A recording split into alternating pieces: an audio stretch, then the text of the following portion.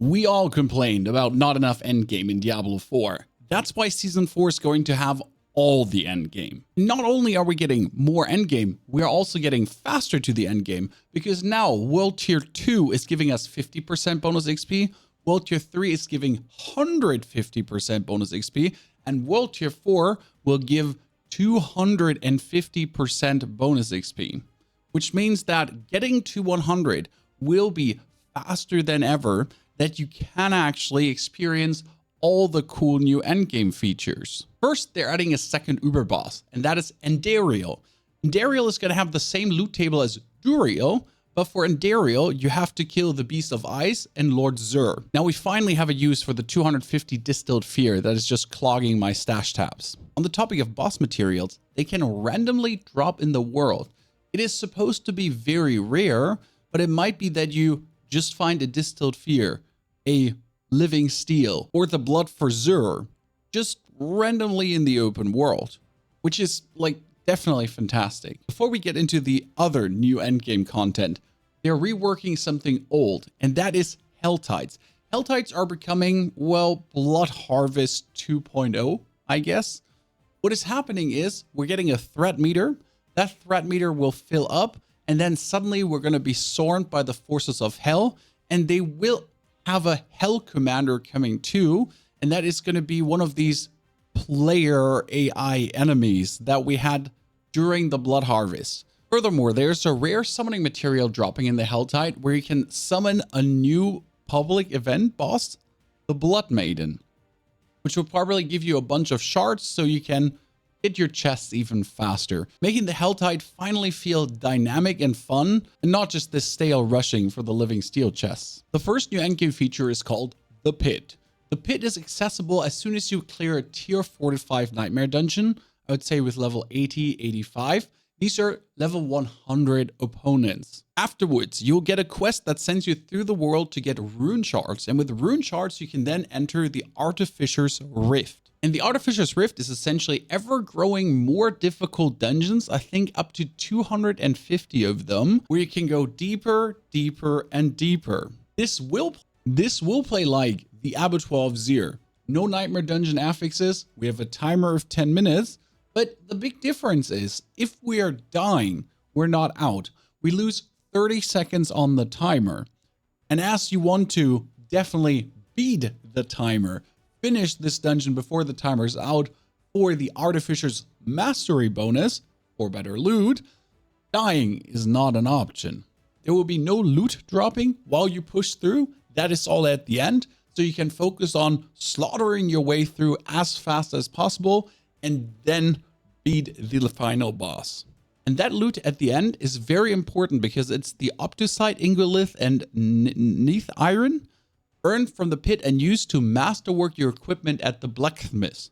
So that is for the new masterworking crafting system. But not only will this material drop, no, you can see an item up there called Stygian Stone. And Stygian Stone is quite something fantastic, leading us to the next endgame system. So this is number one, ever growing difficulty, going down, going further, and the harder rift you can do, the more material will drop at the end. The rarer material will drop at the end, so you can masterwork even more. The Stygian stones are used to summon level 200 versions of each boss in the ladder. Barshan, the Beast of Ice, Lord Zur, all of these as a level 200 version. So something truly challenging.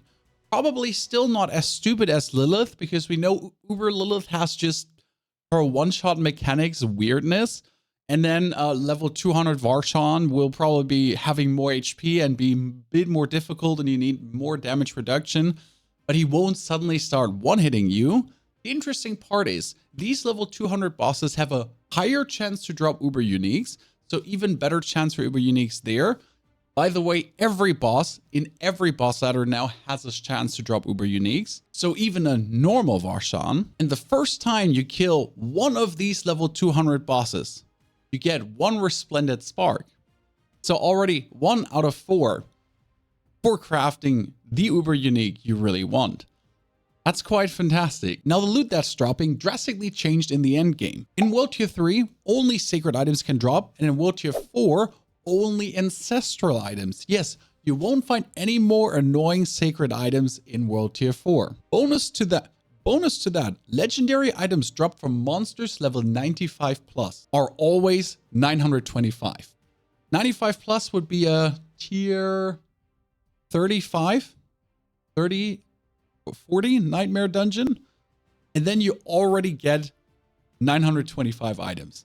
That's quite good. And lastly, something amazing I can't stress enough. Monsters from level 55 on, so as soon as you enter World Tier 3, can drop Uber Uniques. And with the higher Uber Unique drop chances in the overworld, you'll definitely find one at least on your way to 100. And yes, these Uber Uniques are going to be 925 item power, as they always are. Now don't forget, on top of all of this, the Gauntlet is still staying. So in Season 4, you still have the weekly changing Gauntlet, the leaderboard. If you want to interact with that, that would give us a leaderboard, low difficulty kind of endgame content, with a rift being then more the high difficulty content, because the rift goes down very far. I mean, we see tier 1, 2, 3, but if you ever play Diablo 3, these rifts go down hundreds, if not 200 levels deeper. And it will be interesting to find builds for you guys that can do all these levels of the rifts, right? That can push that far. And the best part is you can try this all live from the 2nd of April on. Because 2nd of April to 9th of April, 7 days, we have the public test realm. Public test realm will only be available on Battle.net PC. Sorry, Steam and console users there. And you'll essentially have all Altars of Lilith, Paragon points, skill points, every single glyph 21 already, level 100, 100 million gold, like mount, everything. Class mechanics unlocked. So 7 days of really testing an end game character to try out the new masterworking, tempering, rifts, tormented bosses, because I'm really interested to see if every build can beat this, or if we will need specific tormented boss builds, which then brings the problem of, I want to be able to save my builds, please, so I can hot swap between them. But that's another box of the Pandora.